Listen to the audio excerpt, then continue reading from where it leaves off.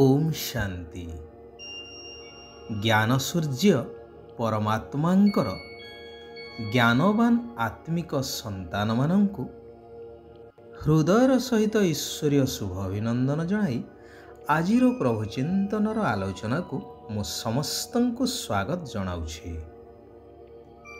ज्ञान ही मनुष्य को सत् मार्ग देखैबा सहित सुख शांति प्राप्त कराई थाए। मैडम क्यूरींको ठारू आरंभ करी अनेक महामनीषी मानंकर उदाहरण आम मानंक सम्मुखरे अछि। समय थिला लोके पादरे चली चली बा बलद गाड़ी रे जीवा आसीबा करुथिले।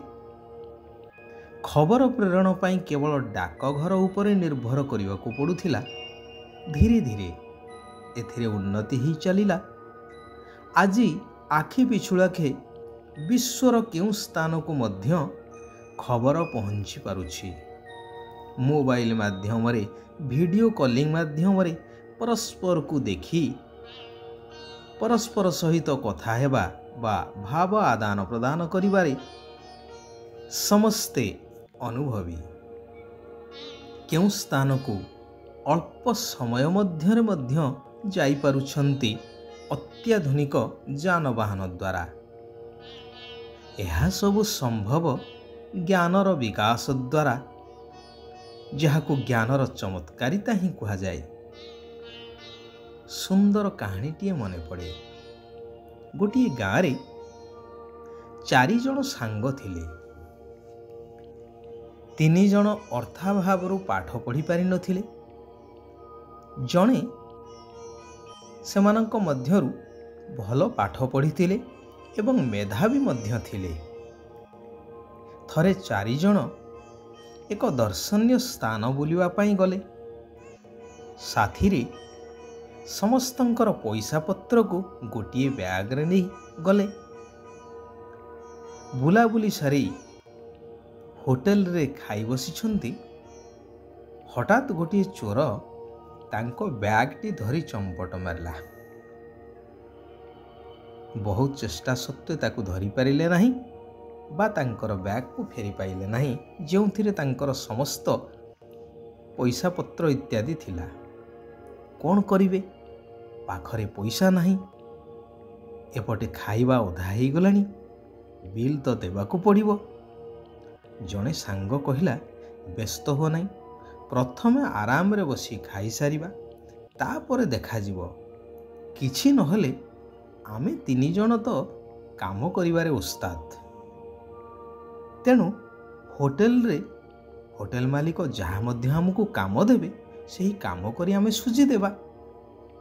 प्रथमे आराम रे खाई नेबा उचित। एही समय रे देखिले होटेल मालिक तांको पिलांको सार को फोन रे अनुरोध करुछंती, आज आसी पढ़ेबा पई, जेहेतु पिला मानकर आसंता काली ठारू परीक्षा आरंभ हेउछि।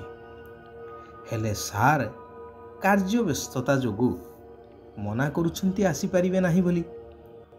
मन दुखरे होटेल मालिक बसी थांती। जेउ सांग जनक पाठुआ से जाई होटेल मालिकों को कहिले, आज्ञा चिंता करंतु नाही, आपण अनुमति देले मु आपणक पिलांकु पाठ पढ़ई परीक्षा पाई प्रस्तुत करई देबी। हेले आम आजी 4 जनकर जो बेल हेछि खाइबार, ताहाकु दया करी छाड़ कर दियंतु, जेहेतु आमर बैग टी चोरी ही गला, आम पाखरे किछि नाही देबा पाई पैसा। होटेल मालिक कहिले, चिंता कर नहीं, आस 4 जण जाक आम घर को। जेहेतु से मेधावी छात्र थिले, तेणु होटेल मालिकंकर पिलांकु अति सुंदर एवं प्रांजल भाव रे पाठ बुझेई चलिले। पिला माने मध्य आनंदर सहित पाठ पढ़ी चली थांती। से दिन 4 सांग तांको घरे खाई पी आनंदरे रहिले। परदिन होटेल मालिक तांको बाट खर्च एवं बाट पाई किछि खाद्य पदार्थ आदि देई ଖୁସିରେ ବିଦା କଲେ। 3 ଜଣ ସାଙ୍ଗ ଚତୁର୍ଥ ସାଙ୍ଗକୁ କହିଲେ, ଯାହା ହେଉ ବାସ୍ତବରେ ତୁମ ଯୋଗୁଁ ଆମେ କେତେ ବଡ଼ ବିପଦରୁ ଉଦ୍ଧାର ପାଇଲୁ। ଚତୁର୍ଥ ସାଙ୍ଗଟି କହିଲେ, ଆରେ ମୋ ଯୋଗୁଁ ନୁହେଁ, ଏହା ତ ଜ୍ଞାନର ଚମତ୍କାରିତା। ଜ୍ଞାନ ନଥିଲେ ସେ କାହିଁକି ଆମକୁ ସହଯୋଗ ଦେଇଥାନ୍ତେ? ତେବେ ସବୁଠୁ ଶ୍ରେଷ୍ଠ ଜ୍ଞାନ ହେଉଛି ଆଧ୍ୟାତ୍ମିକ ଜ୍ଞାନ, ଆତ୍ମିକ ଜ୍ଞାନ, ଯଦ୍ୱାରା ଆତ୍ମା ଜନ୍ମ ଜନ୍ମାନ୍ତର ପାଇଁ ସଦା ସୁଖୀ, ସଦା ନିରୋଗୀ ହୋଇଥାଏ।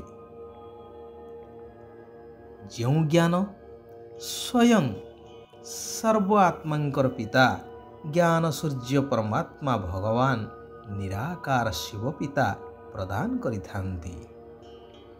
ଭଗବାନ କହୁଛନ୍ତି, ହେ ମୋର ମଧୁର ଆତ୍ମିକ ସନ୍ତାନଗଣ, ତୁମେମାନେ ଏହି ଜ୍ଞାନ ଓ ଯୋଗବଳ ଦ୍ୱାରା ସମ୍ପୂର୍ଣ୍ଣ ପବିତ୍ର ହୋଇଯାଉଛ।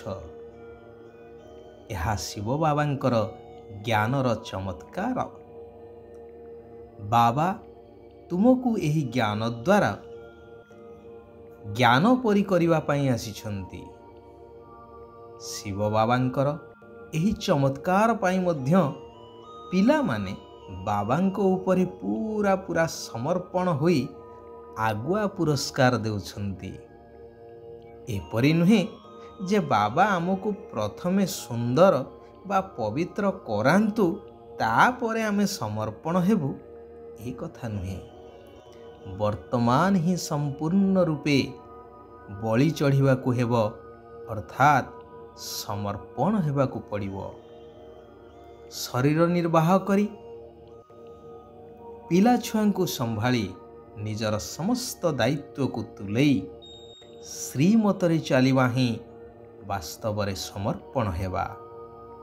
ଏହି ପୁରୁଣା ଦୁନିଆରେ ତ କେବଳ ମୂଲ୍ୟହୀନ ବସ୍ତୁ ରହିଛି, ଯାହାଦ୍ୱାରା ଅଳ୍ପ କାଳର ପ୍ରାପ୍ତି ତ ରହିଛି, ହେଲେ ଅନେକ କାଳ ପାଇଁ ଦୁଃଖ ହିଁ ସମାହିତ ହୋଇ ରହିଛି। ତେଣୁ ସେଥିରୁ ବୁଦ୍ଧି ଯୋଗ ତୁଟାଇ ବାବା ଏବଂ ନୂତନ ସ୍ୱର୍ଗ ଦୁନିଆକୁ ସ୍ମରଣ କରିବାକୁ ହେବ, ଯେହେତୁ ଏହି ପୁରୁଣା ଦୁନିଆ ବର୍ତ୍ତମାନ ବିନାଶ ହେବାକୁ ଯାଉଛି ଏବଂ ସେହି ସୁନ୍ଦର ସତ୍ୟଯୁଗୀ ନୂତନ ସ୍ୱର୍ଗ ଦୁନିଆ ସ୍ଥାପନ ହେବାକୁ ଯାଉଛି, ଯେଉଁଥିପାଇଁ ପରମାତ୍ମା ଆମ ଆତ୍ମାମାନଙ୍କୁ ପ୍ରସ୍ତୁତ କରାଉଛନ୍ତି। ଗୃହସ୍ଥକୁ ଆଶ୍ରମ ଅର୍ଥାତ୍ ପବିତ୍ର କରିବାକୁ ହେବ। ପବିତ୍ରତା ହିଁ ବଳ ଭରି ରହିଛି। ସେଇଥିପାଇଁ ଯୋଗ ବଳ ଏବଂ ପବିତ୍ରତାର ବଳ ଜମା କରିବାକୁ ହେବ। ସଂସାରରେ ସବୁଠୁ ପ୍ରିୟତମ ଏକମାତ୍ର ଶିବ ବାବା ଅଟନ୍ତି। ତେଣୁ ତାଙ୍କ ଉପରେ ପୁରା ସମର୍ପଣ ହେବା ସହିତ ଏହି ପୁରୁଣା ଦୁନିଆରୁ ବୁଦ୍ଧି ଯୋଗକୁ ତୁଟେଇ ଦେବାର ଅଛି। ଭଗବାନ ବରଦାନ ଦେଉଛନ୍ତି କି ନିଜର ଆତ୍ମିକ ଆକର୍ଷଣ ଦ୍ୱାରା ସେବା ଏବଂ ସେବା କେନ୍ଦ୍ରର ଉନ୍ନତି କରୁଥିବା ଜ୍ଞାନୀ ତୁ ଆତ୍ମା ହୁଅ, ଯେହେତୁ ଏହି ସେବା ହେଉଛି ସର୍ବଶ୍ରେଷ୍ଠ ସେବା, ବିଶ୍ୱ ପରିବର୍ତ୍ତନର ସେବା। ମନକୁ ସର୍ବଦା ହାଲୁକା ରଖ, କୌଣସି ପ୍ରକାରର ବୋଝ ଯେପରି ନ ରହୁ। ହୃଦୟକୁ ସ୍ୱଚ୍ଛ ରଖି ମନସ୍କାମନା ପୂର୍ଣ୍ଣ କରିଚାଲ। ପ୍ରାପ୍ତିଗୁଡ଼ିକ ତୁମ ସମ୍ମୁଖକୁ ସ୍ୱତଃ ହିଁ ଆସିବ। ପରମାତ୍ମ ଜ୍ଞାନୀ ସେହିମାନେ ଯେଉଁମାନେ ସମସ୍ତ ବନ୍ଧନ ଏବଂ ସମସ୍ତ ଆକର୍ଷଣ ଗୁଡ଼ିକ ଠାରୁ ମୁକ୍ତ। ଆଚ୍ଛା, ଆଜି ପାଇଁ ଏଇଠାରେ ଆମେମାନେ ବିରାମ ନେବା। ଆସନ୍ତାକାଲି ପୁନଃ ସେହି କଲ୍ୟାଣକାରୀ ପରମ ପ୍ରିୟ ପରମାତ୍ମାଙ୍କର ଆଉ କିଛି କଲ୍ୟାଣକାରୀ ମହାବାକ୍ୟକୁ ଶ୍ରବଣ କରି ନିଜ ଜୀବନରେ ଧାରଣ କରିବା। ନିଜେ ପରିବର୍ତ୍ତନ ହେବା ସହିତ ସାରା ବିଶ୍ୱକୁ ପରିବର୍ତ୍ତନ କରିବାର ଶ୍ରେଷ୍ଠ କାର୍ଯ୍ୟ କରିଚାଲିବା। ओम शांति, ओम शांति, ओम शांति।